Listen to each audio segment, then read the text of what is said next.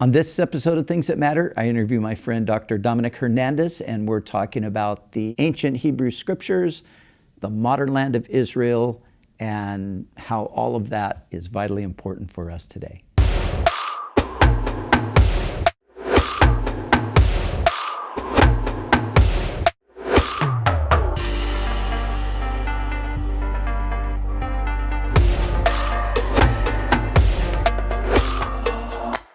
Hi, and welcome to this episode of Things That Matter. It's great to be with you today, and I'm delighted to have my friend Dr. Dominick Hernández in studio with me today.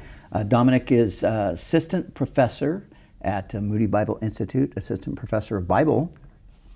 Thanks for coming. Thank you for having me. Great to have you. A pleasure. Yeah, so the last time we actually spent any time together, I remember we were in a nice little coffee place in Tel Aviv, and you were kind of giving us the lay of the land and kind of telling us about life in Israel, because you did your doctoral studies in Israel. Exactly. Did my doctoral studies at Bar Ilan University in Israel. My family, that is my wife Gabby, my son Yair, and my daughter Yael, lived in Israel for 5 years while we were doing our doctoral studies there. Yeah, that's amazing.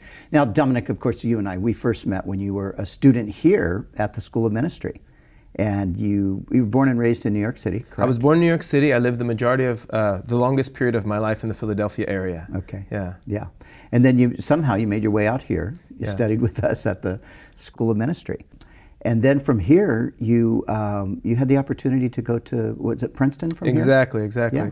So initially, I wanted to study kinesiology. I had some coaches that were very influential in my life growing up because my father passed away when I was 5. Okay. And so those coaches were very influential for me, and I wanted to go into coaching and physical education. And so I studied through a master's degree in kinesiology and curriculum instruction in kinesiology. And while I was going to a church in New York City, where I did my first master's degree, I went to a congregation that taught expositionally through the Scriptures. Mm-hmm. And I thought to myself, I really want to learn how to do that. Yeah. And so I tried to convince my wife to go to just 1 year of Bible college. If she just gave me 1 year of Bible college, I could learn and maybe do a small group Bible study or something like this. And so that's what led me to call actually the Calvary Temple Bible College. Yeah. We thought maybe we would go out for a year and just do this for a year. As a married couple, we dedicate 1 year of our lives to training for ministry, and that turned into 10 or so. Yeah. But that's eventually what got me to the School of Ministry. Yeah. That's interesting. So you were just captivated by this sort of expositional teaching. Had you not really been exposed to that prior to that? Right. So I grew up there wasn't a day of my life that I remember where I didn't think that Jesus was God or Jesus was Messiah. I grew up within a Christian context, at least within a Christian church. But it wasn't until I was exposed to this teaching through the Scriptures, going through the full counsel of the written Word of God, that I actually started to, let's say, appropriate the Scriptures to my life. And so it was when I was in my early 20s that I started to think, wow, maybe I could actually start doing this and edifying others within the context of the Christian community. Yeah. So it was captivating. Yeah. It was captivating to me. So you came here, and you were with us for a couple years, right? I was here for 2 years. I was here at the School of Ministry for 2 years. So obviously during that time, your interest probably only grew. Yeah, right? It did. And then so then you get this opportunity to go to Princeton, and I remember when that opportunity came your way, and there was a lot of I don't know, you kind of, there was a little bit of a struggle. We talked a little bit about whether you should do it. There were different opinions that people had. Of course, Princeton was originally a sort of an epicenter of biblical faith and so forth, but a long time ago it moved away from that. So there was a little bit of the fear, like, well, we don't know if that's safe. Yeah, exactly. Obviously many people within our church group really loved to read the old Princeton theologians prior to 1929, where it was the bastion of Christian fundamentalism. Yeah. And then in 1929, you have this split in which the seminary was reorganized, and many people left and started Westminster Theological Seminary, which also has a great academic and church-oriented tradition. Yeah. And you're right, there was a lot of, I guess you could say, struggle that went on there when I was accepted to go to Princeton Theological Seminary, because I knew that Princeton was going to be a place that would be able to provide the resources to achieve my academic goals at that time. Mm-hmm. But at the same time, there was some thought that went into how will this pragmatically affect me and my family. Yeah. Ideas have consequences. Sure. And so I wanted to take all of these things into consideration before going. And I think that conversations with you and other mentors that I had at the time were really helpful in working through that. Yeah, and you know, from just personally, I remember in our conversation, and I just sensed that, you know, you had a good, strong, solid foundation in your faith, and that your foundation was strong enough that you could weather the kind of stuff that you would inevitably encounter in an environment. Well, like you that. know, I can't say that it was necessarily my foundation. I can say that there was a support network around me, from the people that I met here that had also, you know, the people that taught in the School of Ministry that went to seminary, and one person that went to the Hebrew University of Jerusalem, and Dallas, and Gordon Conwell. These people, they encountered some of the issues that I was going to be encountering in their biblical and theological education, and they were willing, and then also some of the friends that I had back east, they were willing to go through this experience with me. That support network was key. It's helped you, Absolutely. Yeah. So now so it all starts with this, like, you know, this attraction to biblical exposition. You want to learn how to do that, but then you kind of became more specialized as you went on, right? So what led you into this study of ancient Semitic languages, right? Is that kind of where you focused? Right. So that actually started again at the Calvary Chapel School of Ministry. I was here in our first year here. We took Greek, and our Greek teacher was excellent. And then we took Greek. We actually took Greek both years that we were here, and we took Hebrew our second year, only our second year that we were here. And simply that imbalance kind of caused me to raise my head a little bit and think, I wonder why there's an imbalance. You know, the Hebrew and Aramaic scriptures, the Semitic language scriptures, let's say, make up something like 80% of the Bible. And even that which we see in the New Testament is based upon, we believe, actually, as believers in Jesus, that the New Testament and Christianity is based upon ancient Israelite religion, let's just say it like that, and then Second Temple Judaism and interpretations of that which we see in the Hebrew Scriptures. And so for me, I thought to myself, why do Christians focus all of the time on Greek? Now, we should learn Greek. We should learn Greek. Well, why do we focus all of the time on Greek when in actuality the majority of the scriptures were written in Hebrew? Now, I'll just say, as an addendum, that as evangelicals, we believe that it's actually we do believe that it's the words that God inspired. And so the idea is, and the logical, I think this is logical, but the better we get to know those words and the meaning of those words, the better we're able to explicate the text. And that's what led me to studying the 80% instead of focusing on the 20%, which in many ways is a translation of, is an interpretation of the 80%. Now, when you ended up going to Princeton, was it your goal to go on and get your doctorate? Were you on a trajectory toward that? I was. It wasn't necessarily, it wasn't a 100% definite thing that I was going to get the PhD, because there's many things involved in pursuing that PhD, the commitment, the time, the money, all of those things. But I had that idea in mind when I went there. I thought that there was a good chance that Princeton would be a good place, that Princeton would have a good amount of resources, both in the types of professors I'd encounter there, as well as the amazing library that Princeton Theological Seminary has. It's the second largest theological library in the world, second to the Vatican. So I knew that there would be a good chance that I would continue, granted all of the other things in life worked out, family and all of that, and the financial component especially, that I would pursue my PhD. So it was through your studies there that you actually ended up meeting this particular professor that you went to study under in Israel. Exactly. I had a friend there who was an evangelical friend that came from the Hebrew University of Jerusalem to study at Princeton. And he was doing his PhD while I was finishing my MDiv. And he actually said, hey, I know this professor. He is right he does exactly what you want to do with Semitic philology. And he maybe you should ask him about studying in Israel. And so I started to correspond with him just generally about studying in Israel.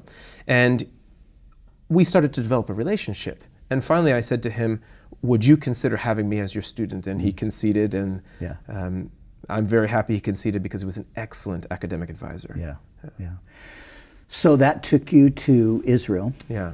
And you lived in Israel for about 5 years. Yes. Right? Yes. And not only did you study and do your PhD work there, but I mean you guys really immersed yourself in life in Israel. And I remember when we were walking around Tel Aviv together and just watching you interact with the people and speaking to everybody in Hebrew, and man, I was just like, wow, this is pretty amazing. So you kind of just connected right there with the culture. Yeah, one of the things that we intentionally did as a family is we wanted to make this a holistic educational experience. Yeah. This wasn't just going to be about me getting my PhD. It was going to be about educational growth as well as personal growth, spiritual growth, family growth, all of those things we were going to do together. Yeah. We were going to do this as a family. And so when we went there, one of the things that we realized initially is that in order to be able to really connect with the people, we needed to learn how to speak their heart language. Yeah. And so we were in a Jewish area, and so we learned Hebrew. My wife took 3 semesters of Ulpan and learned how to speak pretty well. We put our son in the local school there for 2 years, and I did my best to make sure that I didn't speak English with anyone unless I was suffering from a severe medical problem or there were severe financial implications. I mean, those were the 2 excuses. Other than that, I did my best to pretend that I did not speak English. Now, I mean, I think your wife as well, but I mean, obviously you're bilingual going into this anyway, right? Right. Spanish and English. Spanish and English. So your wife as well? Oh yes, my wife is from Mexico. She moved to the United States at 23. Okay, so do you feel like that was, this is just a curiosity question, do you feel like that gave you guys a little bit of an advantage, having already, 2 languages? I mean, it seemed like you picked up Hebrew pretty quickly, and you became pretty proficient. Well, I think that first of all, I'm not sure if I do think that knowing 2 languages helped us learn a 3rd. Okay. So the short answer is yes. The longer answer is I think that the being multicultural helped even more. Yeah. The fact that we were able to go into another culture, realize and feel confident with who we were, yet at the same time still try to do our best to acculturate to the different Israeli cultures. There's several different, many different Israeli cultures. Yeah.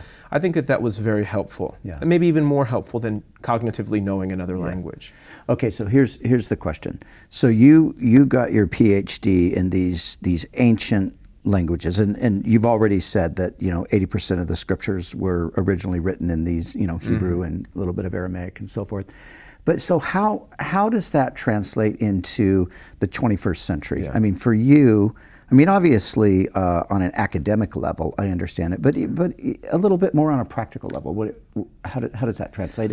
And more specifically too, you're in the modern state of Israel. You're studying the ancient languages of Israel.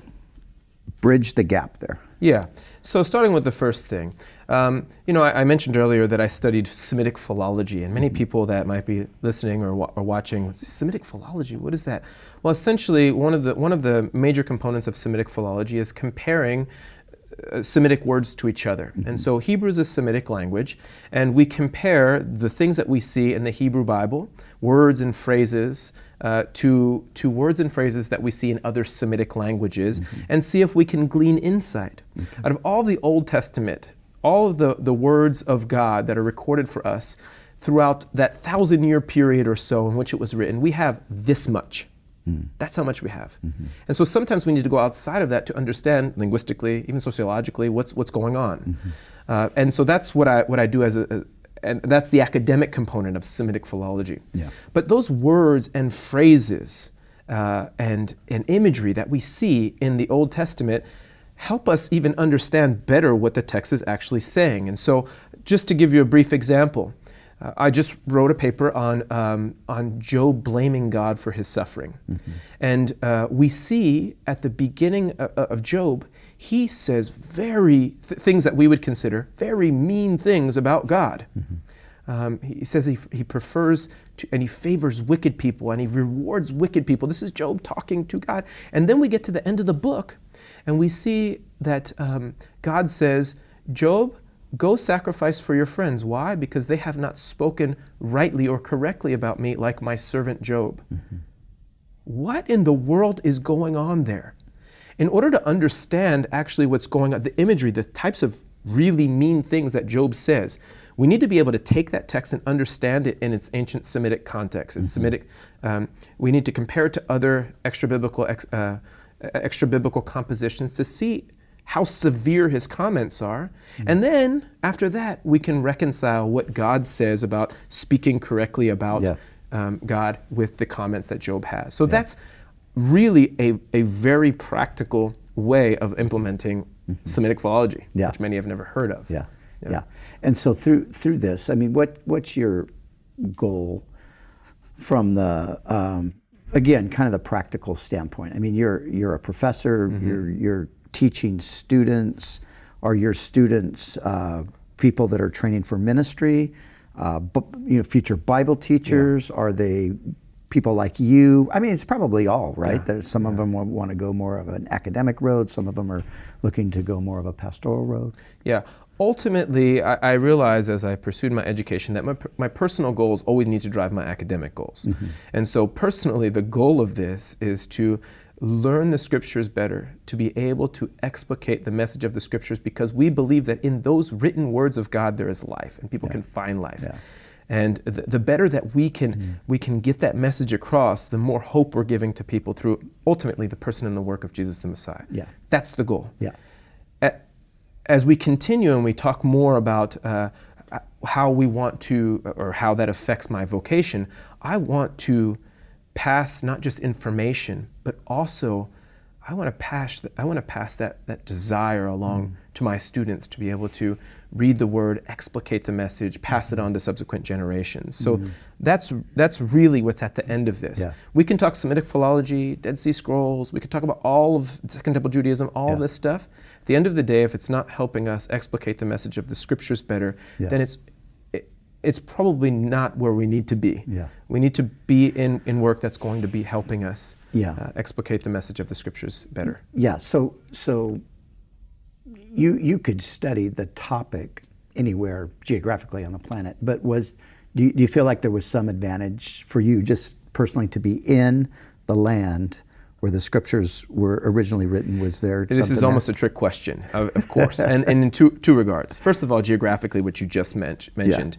If I'm reading in the Scriptures, this happened in Nazareth, I could just get in the car and go to Nazareth. I mean, this happened in Jerusalem, and there are things that happen to you. You start to intuitively get things when you study actually in Israel. So we just had Palm Sunday, and I taught on the triumphal entry, and you read about Jesus being Bethany and Bethpage and coming from the east and descending the Mount of Olives. All of that stuff they become images in your mind. You know exactly where most of this stuff happened. So that's one thing. The second thing is that the modern Hebrew language, despite it having some different elements, it is a bit different than the biblical Hebrew language. It's still very, very close. And in fact, there are many words in the modern Hebrew language that even come from Aramaic that we see in the biblical corpus, the Aramaic biblical corpus, that is. And so studying those languages and eventually wanting to teach those languages and then living in the land in which the modern Hebrew language was spoken was definitely helpful. So it was helpful in those two regards. All right, so winding things down, a couple more things. So where do you see, having lived in the land for the 5 years, where do you see the people in relation to the Scriptures these days? There are different types of well, first of all, there are many different types of people in the land. It's predominantly Jewish, and then even amongst the ethnically Jewish people, there are different types of religious expressions. So there's the ultra-Orthodox, there's the Orthodox, there's the conservative, there are the Reforms, and they have issues among themselves. So that's one thing. It depends. So if we're talking just about the Jewish section of the country, it depends on which section you're talking about. Yeah. The ultra-Orthodox obviously have their way of expression, which we would look at and say that's probably much more of an expression of interpretation, I guess you could say, of a lot of the scriptures, and some with the Orthodox as well. So as far as the scriptures are concerned, by the way, just to go back for a second, what I'm about to say is somewhat disputed, but most of the people that live in Israel do not have any formal expression of their faith. Yeah. That is, most of them are not religious. Right, yeah. It used to be a smaller percent of the population. Now it's a larger percent of the population that's actually religious. So the men would wear kippah and tzitzit. The women that are married would cover their head. It's a minority of the population that is religious. Yeah. And I tell a lot of my Christian friends that the training that we get in schools like Moody or Calvary Chapel Bible College really does equip us to be able to talk through things with our Jewish friends, because we really are on the same level when it comes to the scriptures. We can talk through the scriptures with our Jewish friends. Yeah. So the Messianic component, what you interacted with the Messianic community while you were there, obviously. Right. So we are believers in Jesus, non-Jewish believers in Jesus. The Messianic Jewish people are people that are ethnically Jewish that are believers in Jesus. And so there are brothers and there are sisters, and we will do our best to help them in the ministries insofar as it is gospel oriented. And so I wanted to do that as much as I could while I was in Israel, and I was very open about my goals within the context of my Christian community. I consider the Messianic believers part of our Christian community. We all should, and so we will do our best to be an asset to their ministry as well. Yeah. Okay. Finally. Yes. I know you're involved. You're on staff at Moody. That's your job. That's your primary job. But I know also that you love to preach, and you just preached this weekend at one of our churches in the area. So if somebody watched this and said, "Gosh, man, I'd love to have that guy come to our church and share on some of this stuff," would you be open to that? So first of all, I would be very happy to do such a thing. The best way to contact me is through my website, which is domshernandez.com, and there's a contact page there in which you can contact me directly, and there's a drop-down menu by which you can indicate exactly what you'd like me to do. And so I'm very open to doing these types of things. I love to talk about the Bible in its ancient Near Eastern context, Second Temple Judaism, the Jewish holidays, and all of those types of things. Awesome. I'm very happy to do that. That's great. As well as just teach expositionally on any particular section of the scriptures. It's all important. Yeah. Well, I am blessed to have you with us today, and I'm just happy that we're friends. I am too, Brian. Thank you. And I'm blessed as well to know that there are guys like you who love the Lord, love the Word, have put in the hard work, and are there to give us, just some of that sort of reinforcement, as pastors that we need. I mean, we pastors depend on scholars to some degree, and I just appreciate the fact that there are scholars like you. Well, I appreciate that, and I consider it a blessing to be an asset to the church community, because I still consider myself, despite being an academic, as a part of the church community. And ultimately, we need to support each other. This needs to go both ways. Absolutely. Great. All right. Thanks for being on the program, and thanks for joining us today. Hope you enjoyed our conversation here, and we'll look forward to being back with you again soon. God bless.